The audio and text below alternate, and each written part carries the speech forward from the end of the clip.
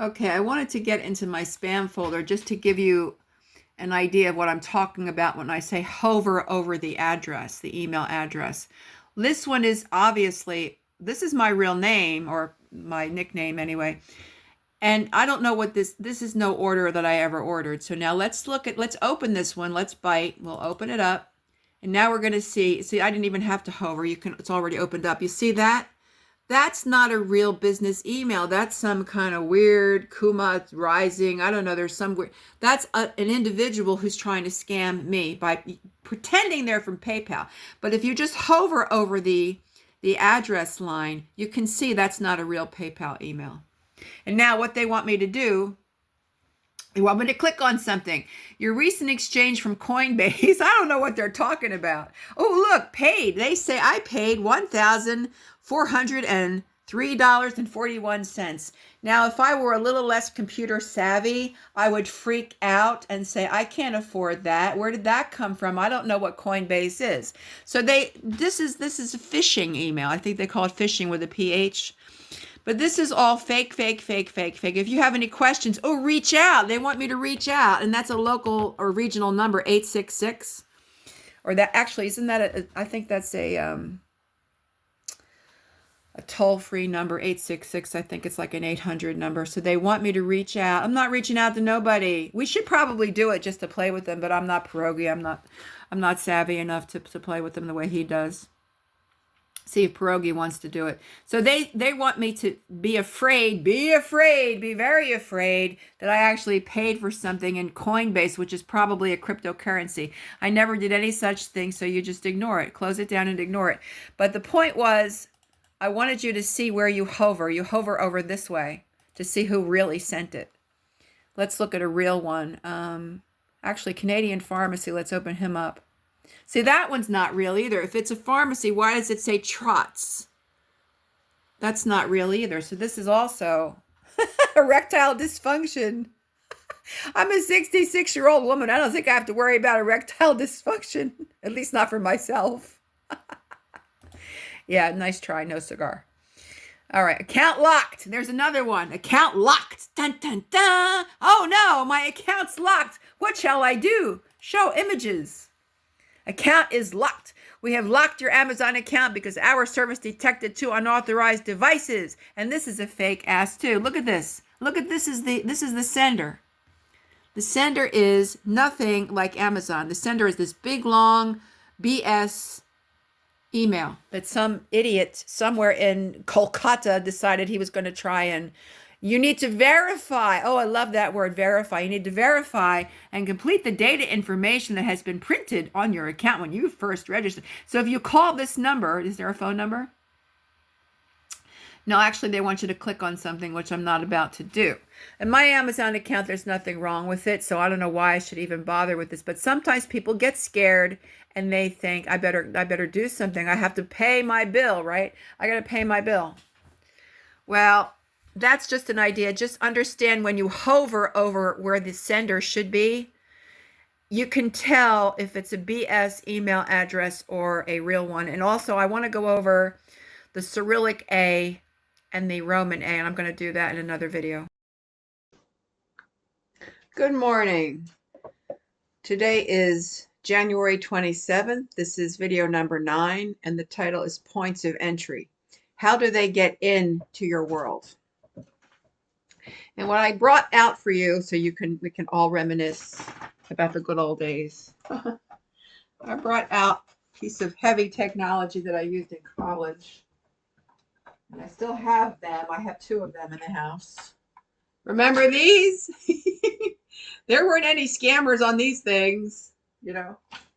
The points of entry are always some kind of 2-way, and also these. Remember these? Remember card catalogs? You know, I have the dubious distinction of watching the Rutgers card catalog be disassembled because they were going to go digital. And I watched them do it. I also watched the American tanks roll out of Germany when they ended the occupation. I was in Germany in the 90s when that happened. So I've been weird places at weird times. Part of history. Anyway, the point of this video is points of entry. How do they get in to your world? They get in through the cell phone, the computer, which I'm on right now. They get in through the telephone. Sometimes Pierogi's real good with the phone calls, you know, they're mostly call centers, and sadly to say, because I have some really good Indian and Pakistani friends who are wonderful people, but truth be told, a lot of these call centers are in India and Pakistan, and because he's so good with computers and technology. He's a real maven, this guy, Pierogi. Go see his video. It's worth watching. It's better entertainment than anything that's on TV right now. He actually records all these phone calls of all these scammers, and he tries to play with them, you know, and eventually he outs them. And they always wind up cursing some really vile language. I don't know how they learned that language in English, but they did. Um, the cell phone, the regular telephone, sometimes the landline, sometimes they get in through the landlines, but cell phones and computers are really volatile technology, so volatile that this is how most of these scams occur. My scams were knocking on the door, or I invited people in and then they screwed me over.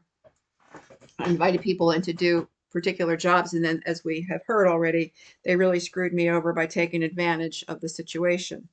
And when you see this widow literally cowering in front of you, cowering like your house is going to burn down, you know, and you can see the expression on a person's face that they're scared. And they went near, and they just kind of honed in. But we talked about that already. Today's topic is points of entry. So the cell phone, the computer, the cell phone is really probably one of the worst things. And the cell phone and the computer are probably two of the worst ways people get in. What do I mean by get in? Just this morning when I looked at my email, and I just looked at the headers, I didn't open anything. I saw a couple of emails. What they'll do is they'll send you an email and say, here's your receipt for something that you supposedly bought for like $800 and you never bought it. So what they want you to do is get scared, right? They want you to get scared. They want you to be afraid. Right? They want you to be afraid. The wedge. Fear is the wedge. That's how they get in. They want you to panic and say, oh my God, I never bought anything from Best Buy for $800. I never heard of this company. Let me look and see what they have to say. As soon as you think that, and then you start clicking, that's where then it all goes wrong. That's where it's all going to go wrong right there. Just ignore these emails. You know if you bought something. I mean, even write it down if you have to. Keep, you know, Hope and Larry are real big on tracking things, tracking your expenses. Not a bad idea, really. Every time you buy something, you write it down in an actual physical notebook. The computer is a mixed blessing. You know, I grew up with typewriters, and that's how I got through college. And by grad school, I had already decided computers were a really good thing to have, just from the point of view of word processing and revisions. And it is they are good, they are handy, but boy, when it comes to the internet, that's a mixed blessing, because this is how they get in. It's almost like you have to think of yourself as a sealed container. You're like a little flower in this sealed glass container, and you don't want anybody cracking the container and getting in.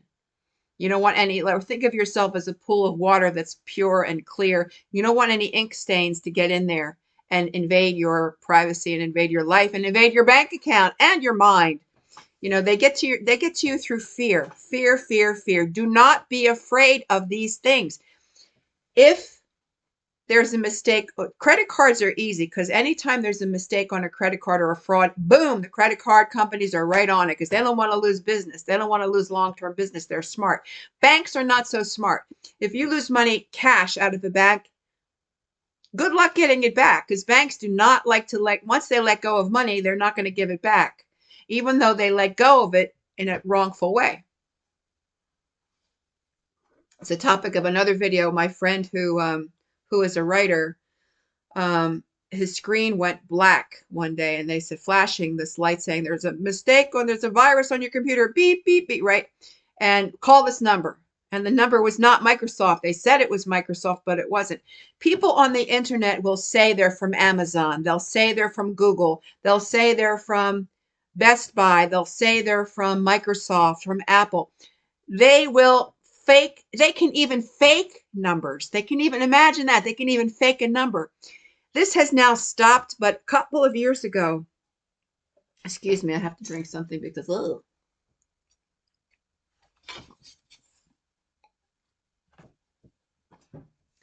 A couple of years ago, I noticed something very upsetting and disturbing. I would call my doctor's office, the medical practice that I'm attached to, right? It's a big practice. It's multifaceted. It's Atlantic here. You know, it's pretty popular in this part of the state. So I called them and I was getting a different number. I was getting like a hotel. This is, you won something for a hotel, you won a trip somewhere. And I don't know, this is not Atlantic here. And there was a couple of things like that, a couple of numbers where I tried to call a legitimate business or a legitimate health organization, and I was getting rerouted to these other things that were nothing. So I went in person because I figured calling's not going to work. Calling is the problem. Calling isn't working. They rerouted the numbers over to these scam numbers. How do you like that? You try to call your doctor and the phone gets rerouted. So I went once again in my little car. I drove down in person, in flesh and blood to the doctor's office, and I said, "You got a problem with your phones. You got to check into this because nobody can get through without getting, scam numbers. Your phone numbers have been rerouted." And eventually they managed to fix it. When I call now, that hasn't happened in a long time, but that was happening all the time. Imagine how frustrating that is, that you're trying to call your doctor and you're getting rerouted to some scammer in like Lahore or Pakistan or I don't know, someplace in India. And they don't say Calcutta anymore. They say Kolkata, whatever. Okay. I'll play. I'll play ball with that. That's fine. Kolkata, somewhere in some call center. And then they try to get you. Please go to Pierogi's. Please go to Pierogi's channel. Scammer payback. It is really, that's the education for the phone. What my focus is more like from the widow's perspective, what happens to widows. And one of the videos that's coming very soon is what you can expect in the first year of your widowhood or widowerhood. And it's not going to be nice. Okay, it's not going to be what you think. But that's going to be another video. So points of entry are the phone, big time the phone, the computer, the front door. And people do knock. They do walk around like what happened to my schoolmate's mother. This was during a legitimate emergency. There was a gas, I mentioned this before, there was a gas leak. Everybody could smell it. And they dressed up. I can't believe they did that. They dressed up in South Jersey Gas uniforms and the badges. It was easy to make a badge. Laminators are easy to buy.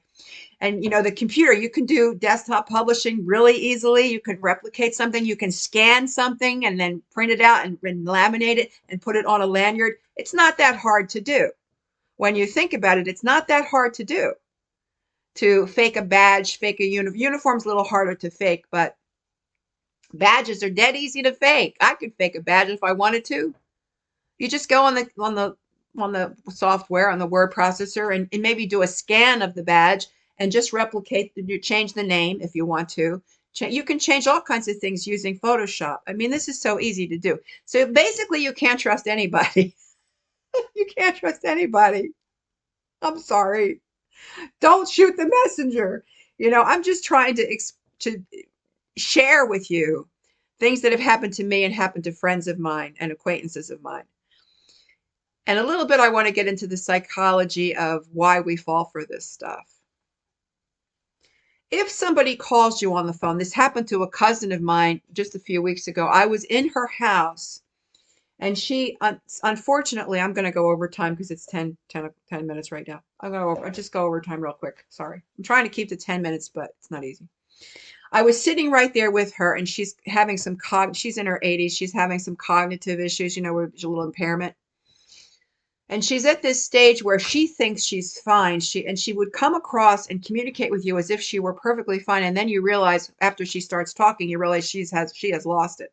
She's not remembering things. She's getting confused.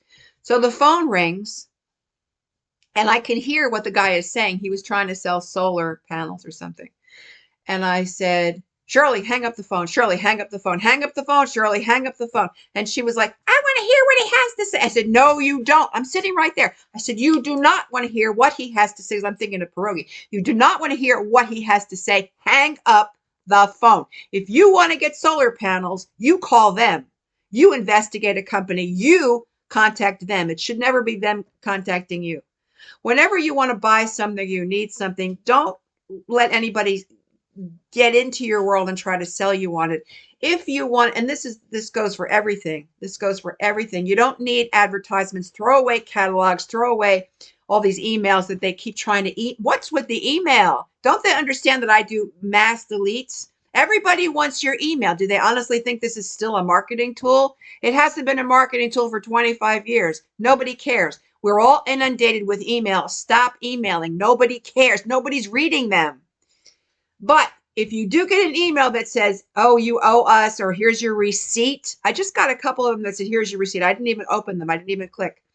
Here's your receipt for such and such. And they want you to click on that header and open up the email. And then somewhere there will be a link or a QR code, those pattern design things. They want you to either click on the link or scan the code. Don't even open. Just look at the header things, the headers, and you can tell if it's a legitimate email from someone you know.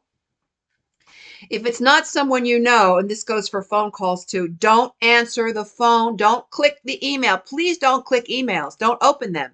And as soon as you open them, they'll know, because they can do a return receipt. They're going to know you opened them. So they're going to keep doing it. And what they're trying to do is con you into thinking, oh no, somebody spent $800 on my credit card. I have to stop this. No, you don't. No, you don't. When it comes to credit cards, unlike the banks, when it comes to credit cards, the credit card companies are on this. Anytime there's even a small fraudulent charge, they cancel the number right away, and you are not responsible.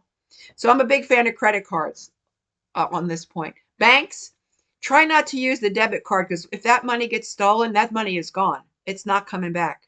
Credit cards, they will not hold you responsible. So credit cards are a better deal in this situation. So once again, just to wrap up, points of entry. They get in through the phone, they get in through the computer, and they get in through the front door. That's how they get in. Don't let them in. Don't let them in through your phone. Don't let them in through your computer, your email, or whatever. And if something's flashing on your screen, shut down the computer, turn off the electricity, and take the physical computer, laptop, or even a desktop if you have that. Take the physical computer to a reputable repair shop that you trust. Thank God we have someone in town who does computer repair. Even if you have to go to the next town over, don't take the chance. Don't click on emails. Don't open emails that you don't, of senders that you don't know. That's how they get in. That's how they get you. They want to make you afraid. They want to make you afraid that somebody stole your card and they spent $800 on some stuff that you never did. They're not going to be responsible. So don't worry. But if it's a credit card, you're covered. If it's the bank card, don't use it. I would advise, my bank doesn't offer this, which pisses me off. My old bank did, but I had to change banks because the branch moved out and I didn't have a choice. But I don't like debit cards where you get the debit card and pay for things as if it were a credit card. P.S. It's not a credit card. It's a bank card. And if that money gets lost, say bye-bye. With credit cards, you're covered.